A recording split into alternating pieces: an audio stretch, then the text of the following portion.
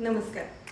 आज आपण एक इंटरनॅशनल लॉवर बेस्ड जजमेंट पाहणार आहोत, जे मान्य भारताच्या बाहेरचं जजमेंट आहे, पण त्याचे फॅक्ट्स, सर्कमस्टान्सेस आणि त्याचे जजमेंट आपण ऐकलं तर आपण थक्क होऊन जाऊ. ही केस आहे रेगिना वर्सेस विल्सन नावाच्या व्यक्तीची, जी 1996 मध्ये दाखल झाली, पण त्याचं जजमेंट आता 2024 मध्ये आलेलं आहे.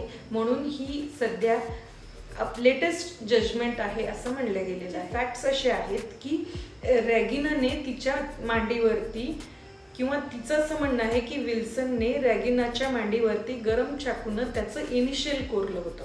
कोर्टाने असं निदर्शनास आणलेलं आहे की दोन स्पाउसेस मधले जे प्रायव्हेट मुवमेंट आहेत त्याच्यामध्ये कोर्ट किंवा पोलीस इन्व्हेस्टिगेशन नाही करू शकत. पोलीस इंटरफेअर करून त्याचे फॅक्ट्स अँड सर्कमस्टान्सेस उकलू नाही शकत. हे म्हणून ह्या दोघांच्या ह्या केसेसमध्ये कोर्ट नाही काही जजमेंट देऊ शकत. फक्त ही ॲक्ट कन्सेंटेड आहे की कन्सेंटेड नाही आहे एवढंच आपण ठरवू शकतो.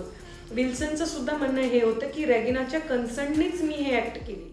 कोर्टाचं असं म्हणणं आलं की जरी तुम्हा दोन स्पाउसेसच्या आतमधले जे मुवमेंट्स आहेत ते तुम्हा दोघांचेच आहेत आणि त्यामध्ये कोर्ट किंवा पोलीस इंटरफेअर करणार नाही हे जरी असलं तरी सुद्धा तुम्ही दोघं जे काही कृती करत आहात ती एक्स्ट्रीम रिस्क नसावी. त्यामध्ये जे तुम्ही जो काही प्रकार करत आहात त्यामध्ये जर तुम्ही एक्स्ट्रीम रिस्क करत असताल, तुमच्या जीविताला जर धोका होणार असेल तर ह्या बाबतीत थोडासा विचार करावा असे ताशेरे कोर्टाने ह्या केसमध्ये सांगितलेले आहेत.